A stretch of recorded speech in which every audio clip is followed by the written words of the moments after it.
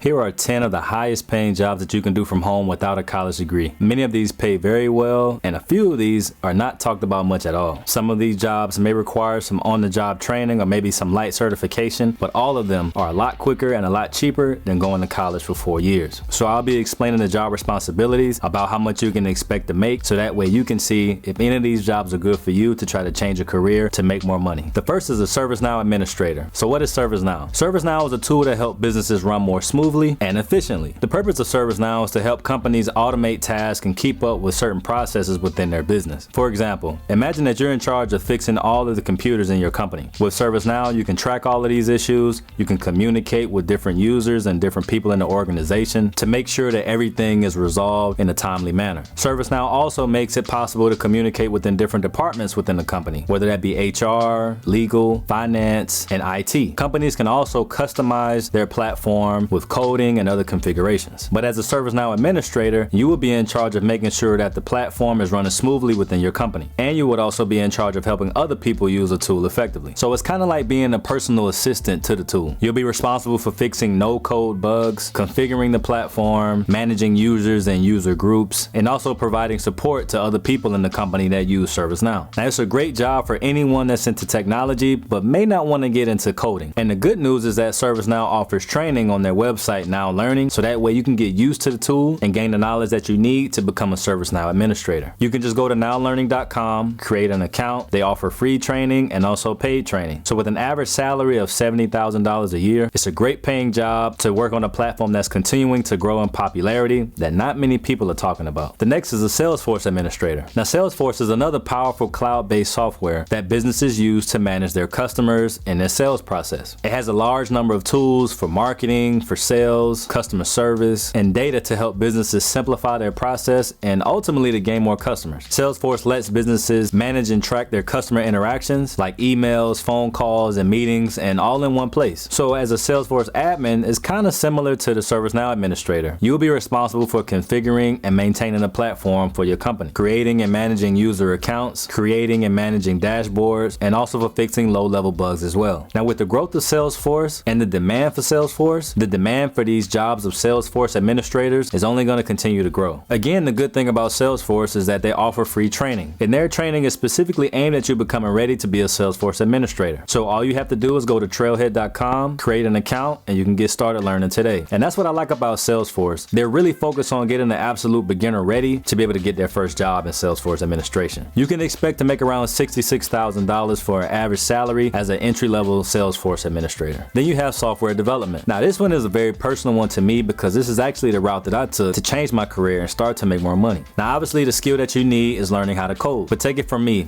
you don't have to have any technical background at all to learn how to code and get into software development, because I had no technical background. But there are so many resources out there that teach you how to code for free. Sites like Free Code Camp and Codecademy will get you started from ground zero to be able to be hired as a web developer or a software developer. So if you're interested and you think you like to work on the part of the code that the end user sees that you and I see, then you would want to focus on front-end development with languages like JavaScript, CSS, and HTML. But if you're the type of person that likes to deal with databases and other kind of systems, then you will want to focus on back-end development. And a good language to start with back-end development is Python. All of these languages you can learn for free through these websites. Now, it may take some time and dedication to learn how to code. I spent about 11 months of learning non-stop, and then I had to apply and go on as many interviews as I possibly could, but it's definitely possible and is actually very normal for someone to not have any technical background, no college degree, to get into software development. The average range for junior developers is around 60 to 65,000, depending on where you live, and the more your skill increases and the more experience you have, then the salary starts to really increase a lot faster from there. The next is a technical recruiter. A tech recruiter is someone that finds and hires qualified candidates for specific companies and jobs. Tech recruiters work with the HR department to see what skills are being requested by development teams, and then they try to reach out to candidates that meet those requirements. And I actually see this a lot in the field that I work in. You get messages all the time on LinkedIn for someone that's trying to market a position to see if you're interested enough to want to take an initial phone call. And that's what you will be doing. So when you think about it, being a recruiter, whether it's for a technical company or not, it's kind of similar to being a salesman, because you're trying to market this position, you're trying to market this company to someone to hopefully get them hired. So you'll be responsible for screening resumes, handling the initial phone calls, and managing the entire interview process until the candidate is hired. Now, I know some of you may get intimidated intimidated by hearing the word technical recruiter, but honestly, I've spoken to many technical recruiters in my career, and you don't have to be the most technical person. And the only reason why I'm recommending a technical recruiter instead of other types of recruiters is because they tend to get paid a little bit more, with an average salary of about $68,000 a year. The next is the customer service representative. Now we know most customer service is done remotely now. And as you know, customer service reps are responsible for interacting with customers to try to resolve their issues and concerns and to answer questions. So you will be the main contact for the company, whether it's through email, chat, or phone calls. Now it may seem like a minor task, the term customer service representative, but honestly, it's probably one of the most important tasks within any business. And companies understand this. With you being the first point of contact for the company, whether the customer has a negative experience or a positive experience, it's really going to come down to the interaction they have with you. Whenever you see a negative review for a company, they're not leaving a review for the VP of finance or the CEO. It's because they had a bad experience with someone on a phone call or through a chat. And as you can see, there are plenty of positions out there looking for customer service representatives, from small companies all the way to very large and known companies. So if you have people skills, you're patient, and you genuinely like helping, then this could be a great career for you to grow in. If you have any experience at all in customer service, you can easily convince someone to hire you for this type of position because they're always needed. Now the salary range for this position can be pretty wide, and it goes higher as your experience increases. Then you have project management. Now project managers are responsible for managing and organizing projects until completion. The project manager handles the scope of the project, the resources that they'll need for the project, whether that be for money or workers, and anything else involved to make sure that the project gets completed on time and within budget. I've had most of my experience dealing with project managers in the software field, and I can tell you that this job is extremely important to everyone involved within the company and the teams, because the project manager is the one that determines the amount of work and what order the work is completed, as well as being the bridge between the team and the business to make sure everyone is on the same page. Now, to understand more about project management, you can look at Project Management Body of Knowledge, which will explain everything you need to know about project management and how to get started in this career. If you're working for a company now, you can volunteer to lend a hand on certain projects, or if you have any organizations that you're interested in outside of where you work, you can volunteer to try to manage some of their projects there. Any experience that you can gain, you should put it on your resume and make yourself more marketable that you do have the experience to lead projects to completion. Now, the salary range for this position can vary a lot, especially if it's a technical position versus non-technical, but the average tends to be around $53,000 for an entry-level position. Then you have sales. Now, sales jobs can be found in many different industries, whether that be finance, technology, medical, and plenty others. In most sales jobs, you'll be identifying potential customers, and over time, you'll be focusing on building and maintaining some type of relationship with them to turn them from a short-term customer into a long-term customer, which is a goal for any company. You'll be showing the benefits and features to whatever product or service that you're trying to sell, and also negotiating prices and other conditions. Now, to get into sales without a degree, it's easier to start in jobs that are naturally easy to get. So you can start out in retail sales to gain some experience and to build up your resume. Once you gain experience in retail sales, then you can start to look and see what industry you would like to focus on. Once you focus on the industry and you start to specialize in that industry, and that's where the bigger money is made. Most sales jobs have low base salaries, but very high commissions and high bonuses depending on goals and how many sales you make. Since the pay is a bit different, the range for salary can be pretty wide, but you can expect to make around $60,000 a year if you can get into a good position outside of retail sales. Then you have a virtual bookkeeper.